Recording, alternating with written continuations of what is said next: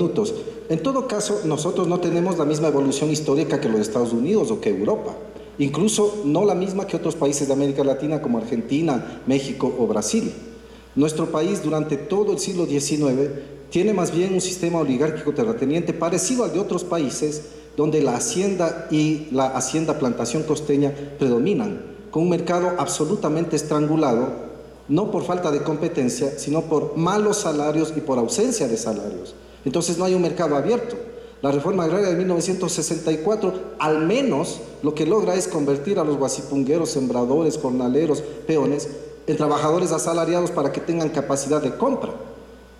Y el desarrollismo, de alguna manera, lo que permite es un despego, ahora sí dijéramos, capitalista del país frente a un pasado que, si es que vemos antes de 1960 al Ecuador, antes de 1960 al Ecuador, casi este es un país rural con algunos tintes por allí medio capitalistas, que no son industriales además, sino banqueros y comerciantes que siempre han predominado en el Ecuador. Entonces, literalmente, en términos gruesos, el capitalismo ecuatoriano es casi siglo XX y casi 1960 en adelante. Casi. Por eso digo 3 horas más y podemos explicarlo bien. Pero nuestro mercado competitivo empieza a formarse y resulta que estas oligarquías tradicionales que pasan a ser, a ver si es que nos logramos entender los términos, estas oligarquías tradicionales que pasan a ser burguesías modernas, llevan toda una mentalidad cultural y económica de su antiguo origen. Entonces no provocan un despegue capitalista del Ecuador y el desarrollismo tiene que ayudar para que incluso el capitalismo llegue, porque por sí mismas esas clases no lo desarrollaban. Entonces, desde el 2007, las condiciones ni siquiera son de reproducción del viejo desarrollismo de los 60 y 70, que está bien para los opinadores y para ciertas radios y televisoras que, claro, usan cualquier tipo de concepto para calificar la era en que se vive.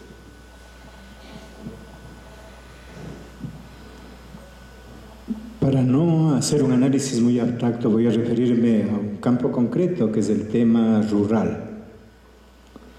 Si es que nosotros vemos cómo viene desarrollándose el tema rural y cuáles son las modificaciones que empiezan a operarse, qué es lo que observamos. Vamos a ver. Yo he insistido aquí que en el periodo del presidente Correa hay cambios claves. No estoy diciendo que se repite la historia, hay un cambio significativo. No es un gobierno de coyuntura, es un gobierno de periodo. Pero entonces, ¿qué es lo que observamos? Yo diría que en el caso del Ecuador, en este momento, y esa es una de las características claves del Ecuador para entenderlo, siempre decimos que este Ecuador es multidiverso, etcétera, etcétera, pero eso se queda en el discurso. ¿Qué pasa en el modelo agrario? Por lo menos observamos 4 formas de acumulación o de desarrollo de la economía. Una, la forma tradicional. Pongamos como figura ahí a Álvaro Noboa. Segundo, un proceso empresarial de modernización, sobre todo vinculado a lo que es la tendencia actual de la renta tecnológica hacia el biocombustible. Pongamos una figura, Isabel Noboa. Tercero, hay una forma de acumulación, de vinculación del capital comercial con la producción agraria a través del sistema de compra previa, lo que se llama el modelo PRONAC. Cuarto, hay una serie de propuestas en torno a la reforma agraria, ya sea por la vía campesina o una reforma agraria mucho más profunda que se la plantea desde una visión de transformación de buen vivir. Entonces hay 5 modelos. ¿Por dónde nos estamos moviendo ahora? Yo creo que ahí hay que ver con objetividad. Si es que nosotros ideologizamos a favor o en contra del gobierno, no tenemos posibilidad de ver la realidad. Yo no he venido aquí a criticar al gobierno, no me han invitado a eso, sino a analizar cómo está la realidad. ¿Por dónde nos estamos moviendo? ¿Para dónde está apuntando el desarrollo agrario en este momento? Observemos. El desarrollo agrario, perdón por tiempo, el desarrollo agrario central en este momento no está en la reforma agraria. No está. No hay procesos de reforma agraria. Por lo tanto, ¿por dónde está el cambio? Hacia lo que es un proceso de modernización vinculado al desarrollo de capital mundial, y eso puede ser beneficioso. Bueno, ya eso es otro tipo de análisis. Pero ese es el proceso.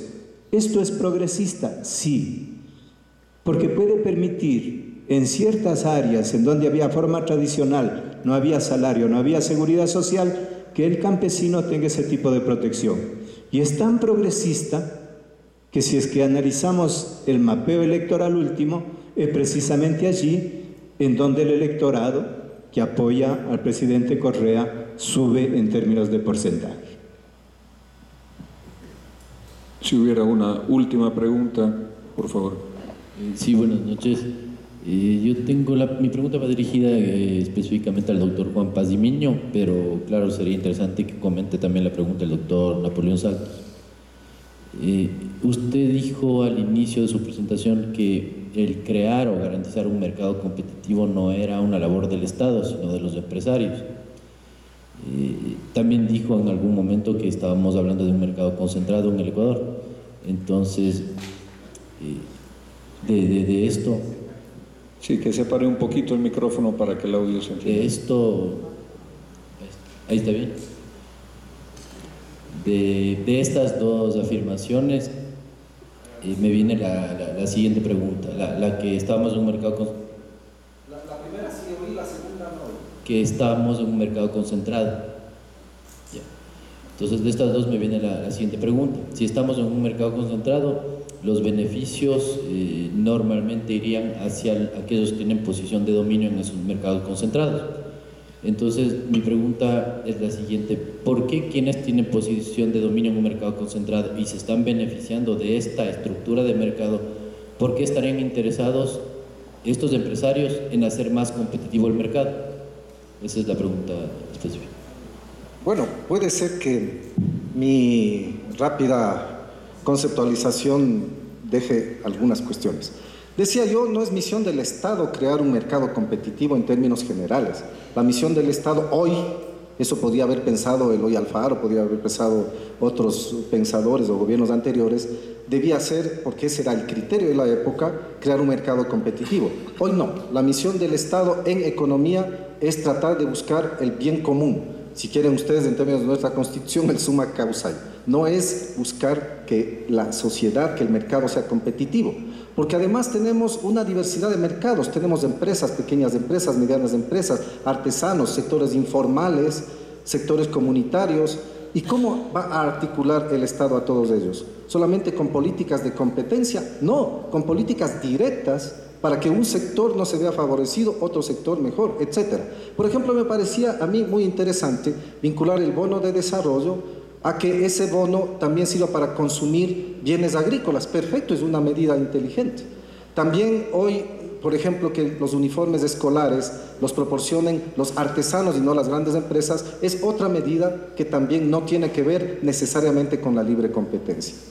Así es que la misión del Estado no es en esencia brindar un espacio de libre competencia, sino brindar un espacio en que la sociedad regule la economía, la conduzca, la dirija en función de este bien común en términos abstractos. Y segundo, el Ecuador, si bien era hasta el inicio de los 2000 uno de los 7 primeros países más inequitativos del mundo, va al menos perdiendo esa calidad. Sigue teniendo una enorme concentración de la riqueza. Pero podríamos imponer medidas alternativas para que esa concentración por lo menos vaya disminuyendo. Porque lo radical sería, bueno, tomamos todo y expropiamos a los expropiadores y listo. Pero no son así las cosas históricas. En teoría sí, pero las cosas históricas van por otro camino. Podríamos, por ejemplo, a lo mejor nos van a acribillar ese momento, aumentar el impuesto a la renta, que sea igual al de Europa, sobre el 50%. Crear accionariado obrero. Yo no sé cuántos empresarios estén dispuestos en el Ecuador a crear un accionariado obrero o un accionariado social, con lo cual estamos también matizando la concentración de la riqueza y seguramente afectándola. Y cuando podamos llegar al poder futuro, y también entender, me parece importante, entender ya en América Latina que las ganancias no tienen origen individual, que las ganancias tienen origen social. en nuestras condiciones de América Latina, y que por tanto es legítimo también afectar esas ganancias. Me parece muy legítimo que se pongan impuestos a las ganancias, ya no solo de banqueros, sino también, ¿por qué no?, de otros empresarios, con lo cual estamos haciendo redistribución de la riqueza.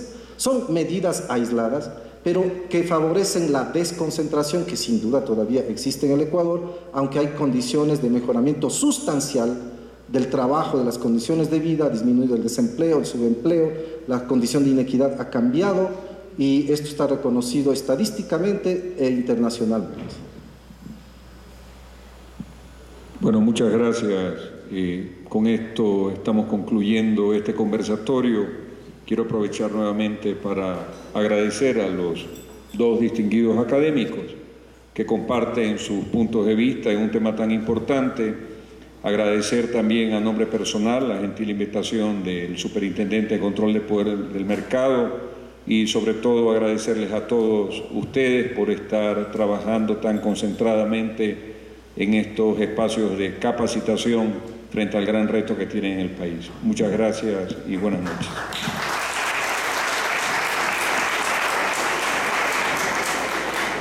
Dentro de la relación